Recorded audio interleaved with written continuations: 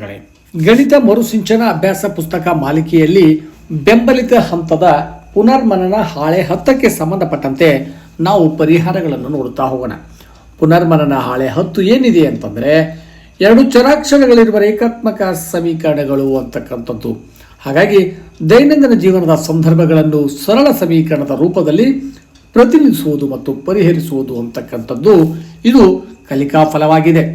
ಹಾಗಾಗಿ ಚಟುವಟಿಕೆ 1 ನೋಡಿದಾಗ ಚಟುವಟಿಕೆ 1 ಇಲ್ಲಿ ಏನು ಹೇಳ್ತದೆ, ಈ ಕೆಳಗಿನ ಹೇಳಿಕೆಗಳನ್ನು ಸಮೀಕರಣ ರೂಪದಲ್ಲಿ ಬರೆಯಿರಿ ಅಂತ ಹೇಳ್ತಾರೆ. ಒಂದು ಸಂಖ್ಯೆಗೆ 10 ಸೇರಿಸಿದಾಗ 6 ಬರುವುದು ಎಂಬುದನ್ನು ಸಮೀಕರಣ ರೂಪದಲ್ಲಿ ಬರೆಯಿರಿ.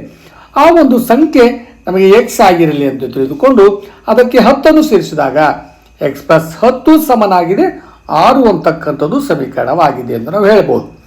ನಂತರದಲ್ಲಿ ಇನ್ನೊಂದು ಸಮೀಕರಣ, ಒಂದು ಸಂಖ್ಯೆಯಿಂದ 4 ಕಳೆದಾಗ 8 ಬರುವುದು ಎಂಬುದನ್ನು ಸಮೀಕರಣ ರೂಪದಲ್ಲಿ ಬರೆಯಿರಿ. ಸೊ ತಮಗೆ ಬೇಕಾಗಿರ್ತಕ್ಕಂಥ ಯಾವುದಾದ್ರೂ ಒಂದು ಬೀಜಾಕ್ಷರವನ್ನು ತೆಗೆದುಕೊಳ್ಬೋದು. ನಾನು ಇಲ್ಲಿ x ತೆಗೆದುಕೊಂಡಿದ್ದೇನೆ. ಹಾಗಾಗಿ ಆ ಒಂದು ಸಂಖ್ಯೆ x ಆದರೆ ಅದರಲ್ಲಿ 4 ಕಳೆದರೆ x ಮೈನಸ್ 4ರಲ್ಲಿ ಕಳೆದಿದ್ದೆ ಅದರ ಉತ್ತರ ಎಷ್ಟು ಬರುತ್ತೆ, 8. ಸೊ x ಮೈನಸ್ 4 ಅಂತಕ್ಕಂಥದ್ದು 8. ಅಥವಾ ತಾವು p ಮೈನಸ್ 4 ಸಮನಾಗಿದೆ 8 ಅಂತೂ ಕೂಡ ಬರಿಬೋದು. ಆ p ಅಂತಕ್ಕಂಥದ್ದು ಆ ಒಂದು ಸಂಖ್ಯೆಯನ್ನು ನಾವು ತಿಳಿದುಕೊಳ್ಳಬಹುದಾಗಿದೆ. ಇನ್ನು 3ನೇ ಪ್ರಶ್ನೆ, ಒಂದು ಸಂಖ್ಯೆಯ 3ರಷ್ಟು 12 ಆಗುವುದು ಎಂಬುದನ್ನು ಸಮೀಕರಣ ರೂಪದಲ್ಲಿ ಬರೆಯಿರಿ ಅಂತಂದರೆ ಆ ಒಂದು ಸಂಖ್ಯೆ x ಆಗಿದ್ದರೆ ಅದರ 3ರಷ್ಟು ಅಂದರೆ 3x, ಅದು 12ಕ್ಕೆ ಸಮನಾಗಿದೆ ಅನ್ನೋದು. ಸೊ 3x ಸಮನಾಗಿದೆ 12 ಅಂತ ಉತ್ತರ ಬರಿಬಹುದಾಗಿದೆ. ನಂತರದಲ್ಲಿ ಒಂದು ಸಂಖ್ಯೆಯನ್ನು 9ರಿಂದ ಭಾಗಿಸಿದಾಗ 5 ಬರುವುದು ಎಂಬುದನ್ನು ಕೂಡ ಸಮೀಕರಣ ರೂಪದಲ್ಲಿ ಬರೆಯಿರಿ ಅಂದರೆ ಆ ಒಂದು ಸಂಖ್ಯೆ x ಆಗಿರಲಿ y ಆಗಿರಲಿ z ಆಗಿರಲಿ ತಮಗೆ ಯಾವುದು ಬೇಕೋ ಅದು ತೆಗೆದುಕೊಂಡು, ಸೊ ಇಲ್ಲಿ ನಾನು x ತೆಗೆದುಕೊಂಡಿದ್ದೇನೆ. ಆ ಸಂಖ್ಯೆಗೆ 9ರಿಂದ ಭಾಗಿಸಿದಾಗ x ಭಾಗಿಲೆ 9 ಸಮನಾಗಿದೆ 5 ಅನ್ನೋದು ಸಮೀಕರಣವಾಗಿದೆ. ಅಥವಾ ಇದನ್ನು ಕೂಡ ಇನ್ನೂ ಸಂಕ್ಷಿಪ್ತವಾಗಿ ನಾವು ಬರೆದಿದ್ದೇ ಆದರೆ x ಸಮನಾಗಿದೆ 9 ಗುಣಿಲೆ 5 ಅಂದರೆ 45 ಅಂತಕ್ಕಂಥದ್ದು ಕೂಡ ಆಗ್ತಾ ಇದೆ. ಸೊ ನಮಗೆ ಬೇಕಾಗಿರ್ತಕ್ಕಂಥ ಸಮೀಕರಣ ರೂಪದಲ್ಲಿ ಬರೆಯಿರಿ ಅಂತ ಹೇಳಿದ್ರೆ ಹಾಗಾಗಿ ನಾವು ಇಷ್ಟೇ ಬರೆದ್ರೆ ಸಾಕಾಗುತ್ತೆ. ನಂತರದಲ್ಲಿ ಒಂದು ಸಂಖ್ಯೆಯ 7ರಷ್ಟಕ್ಕೆ 2 ಸೇರಿಸಿದಾಗ 30 ಬರುವುದು ಎಂಬುದನ್ನು ಸಮೀಕರಣ ರೂಪದಲ್ಲಿ ಬರೆಯಿರಿ. ನೋಡಿ, ಇಲ್ಲಿ ಒಂದು ಸಂಖ್ಯೆ p ಆಗಿರಲಿ, ಅದರ 7ರಷ್ಟು ಅಂದರೆ 7p, ಅದಕ್ಕೆ 2 ಸೇರಿಸಿದಾಗ +2 ಸಮನಾಗಿದೆ 30 ಅಂತಕ್ಕಂಥದ್ದು ಸಮೀಕರಣ ರೂಪದಲ್ಲಿ ಇದನ್ನು ಬರೆದಿದ್ದೀವಿ. ನಂತರ 2ನೇ ಪ್ರಶ್ನೆಯಲ್ಲಿ ಸಮೀಕರಣಗಳನ್ನು ಬಿಡಿಸಬೇಕಾಗಿದೆ. ನಾವು ಕೇವಲ ಮೊದಲೇ ಒಂದು ಸಮಸ್ಯೆ ಏನು ಮಾಡಿ ಚಟುವಟಿಕೆಯಲ್ಲಿ ಕೇವಲ ಸಮೀಕರಣಗಳನ್ನು ಬರೆದಿದ್ದೀವಿ, ಬಿಡಿಸಿಲ್ಲ. ಇಲ್ಲಿ ಸಮೀಕರಣಗಳನ್ನು ಬಿಡಿಸಿದ್ದೀವಿ. ಸೊ ಹಾಗಾಗಿ ನೋಡ್ತಾ ಇರಬಹುದು, ಇಲ್ಲಿ 1ನೇದು ಮಾದರಿ ಲೆಕ್ಕ ಆಗಿದೆ. a + 9 ಸಮನಾಗಿದೆ 16 ಅಂತಕ್ಕಂಥದ್ದು. ಹಾಗಾಗಿ a ಸಮನಾಗಿದೆ 16 - 9 ಅಂದರೆ 7 ಆಗಿದೆ. ಹಾಗೆ 2ನೇ ಸಮಸ್ಯೆಯಲ್ಲಿ p - 11 ಸಮನಾಗಿದೆ 4 ಅಂತಂದಾಗ p ಸಮನಾಗಿದೆ -11 ಎಡದಿಂದ ಬಲಕ್ಕೆ ಬಂದಾಗ +11. ಸೊ ಹಾಗಾಗಿ p ನ ಬೆಲೆ 15. 3ನೇ ಸಮಸ್ಯೆಯನ್ನು ತೆಗೆದುಕೊಂಡಾಗ 5x ಸಮನಾಗಿದೆ 40 ಅಂದರೆ xಗೆ 5 ಗುಣಿಸ್ತದೆ, ಎಡದಿಂದ ಬಲಕ್ಕೆ ಬಂದಾಗ ಭಾಗಿಸಿದಾಗ ಸೊ 5 1 5 8 40 ಅಂತಂದರೆ x ನ ಬೆಲೆ 8 ಆಗಿದೆ. 4ನೇ ಪ್ರಶ್ನೆಯಲ್ಲಿ y/2 4 ಅಂದರೆ ನಾವು ಇಲ್ಲಿ ಭಾಗಿಲೆ 2 ಅಂತಕ್ಕಂಥದ್ದನ್ನು ಎಡದಿಂದ ಬಲಕ್ಕೆ ಹೋದಾಗ ಗುಣಿಲೆ 2 ಅಂದರೆ 4 8 ಅಂತಕ್ಕಂಥದ್ದು, y ನ ಬೆಲೆ 8 ಅಂತಕ್ಕಂಥದ್ದು. ಹಾಗೆ ಒಂದು 5ನೇ ಪ್ರಶ್ನೆಗೆ ಉತ್ತರ b ಯ ಬೆಲೆ 7 ಬಂದಿದೆ. 6ನೇ ಪ್ರಶ್ನೆಗೆ q ನ ಬೆಲೆ 5 ಬಂದಿದೆ.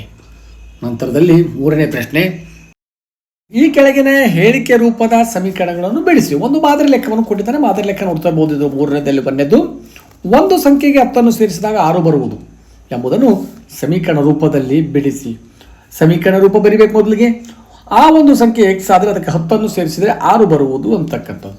ಹಾಗಾಗಿ +10 ಎಡದಿಂದ ಬಲಕ್ಕೆ ಸ್ಥಳಾಂತರಿಸಿದಾಗ -10. ಹಾಗಾಗಿ 6 - 10 ಅಂದರೆ 6ರಲ್ಲಿ 10 ಹೋದರೆ -4 ಅಂತಕ್ಕಂಥದ್ದು. ಹಾಗಾಗಿ x ನ ಬೆಲೆ -4 ಆಗಿದೆ. ಅದೇ ರೀತಿ 2ನೇ ಒಂದು ಸಮಸ್ಯೆ, ಒಂದು ಸಂಖ್ಯೆಯಿಂದ 4 ಕಳೆದಾಗ 8 ಬರುವುದು ಎಂಬುದನ್ನು ಸಮೀಕರಣ ರೂಪದಲ್ಲಿ ಬರೆದು ಬಿಡಿಸಬೇಕಾಗಿದೆ.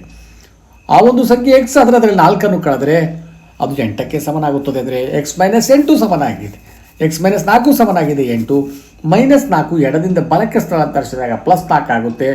ಹಾಗಾಗಿ x ನ ಬೆಲೆ ಎಷ್ಟಾಯಿತು ಇಲ್ಲಿ, 8 + 4 ಅಂದರೆ 12. ಹಾಗೆ 3ನೇ ಪ್ರಶ್ನೆ, ಒಂದು ಸಂಖ್ಯೆಯ 3ರಷ್ಟು 12 ಆಗುವುದು ಎಂಬುದನ್ನು ಸಮೀಕರಣ ರೂಪದಲ್ಲಿ ಬಿಡಿಸಿ. ಒಂದು ಸಂಖ್ಯೆ ಎಕ್ಸ್ ಆದರೆ ಅದರ 3ರಷ್ಟು ಅಂದರೆ 3x, ಇದು 12ಕ್ಕೆ ಸಮನಾಗಿದೆ. ಹಾಗಾಗಿ x ಸಮನಾಗಿದೆ, 3 ಗುಣಿಸ್ತದೆ, ಎಡದಿಂದ ಬಲಕ್ಕೆ ಬಂದಾಗ ಭಾಗಿಸಿದಾಗ ಎಕ್ಸ್ನ ಬೆಲೆ ನಮಗೆ 4 ಆಗುತ್ತೆ. ಹಾಗೆ 4ನೇ ಪ್ರಶ್ನೆ, ಒಂದು ಸಂಖ್ಯೆಯನ್ನು 9ರಿಂದ ಭಾಗಿಸಿದಾಗ 5 ಬರುವುದು ಅಂತಕ್ಕಂಥದ್ದನ್ನು ಸಮೀಕರಣ ರೂಪದಲ್ಲಿ ಬರೆಯಿರಿ. ಸೊ ಇವೇ ಸಮಸ್ಯೆಗಳು ಮೇಲ್ಭಾಗದಲ್ಲಿ ನಾವು ನೋಡಿದಾಗ ಅಲ್ಲಿ ನಾವು ಸಮೀಕರಣ ರೂಪದಲ್ಲಿ ಬರೆದಿದ್ವಿ, ಇಲ್ಲಿ ನಾವು ಬಿಡಿಸಿ ಉತ್ತರವನ್ನು ಕಂಡುಹಿಡ್ತಿದ್ವಿ. ಹಾಗಾಗಿ x/4 x/9 ಸಮನಾಗಿದೆ 5 ಅಂದರೆ ಓರೆ ಗುಣಾಕಾರ ಮಾಡಿದಾಗ ಎಕ್ಸ್ನ ಬೆಲೆ 45. 5ನೇ ಪ್ರಶ್ನೆ ನೋಡ್ತಾ ಹೋಗ್ಬೋದು. ಇಲ್ಲಿ 5ನೇ ಪ್ರಶ್ನೆ, ಒಂದು ಸಂಖ್ಯೆಯ 7ರಷ್ಟಕ್ಕೆ 2 ಸೇರಿಸಿದಾಗ 30 ಬರುವುದು ಎಂಬುದನ್ನು ಸಮೀಕರಣ ರೂಪದಲ್ಲಿ ಬರೆದು ಉತ್ತರವನ್ನು ಬಿಡಿಸಬೇಕಾಗಿದೆ.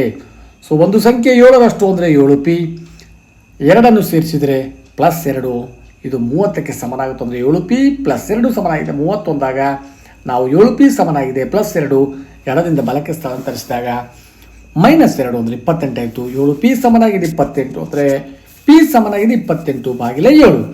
ಹಾಗಾಗಿ p ಯ ಬೆಲೆ ಎಷ್ಟು ಬಂತು?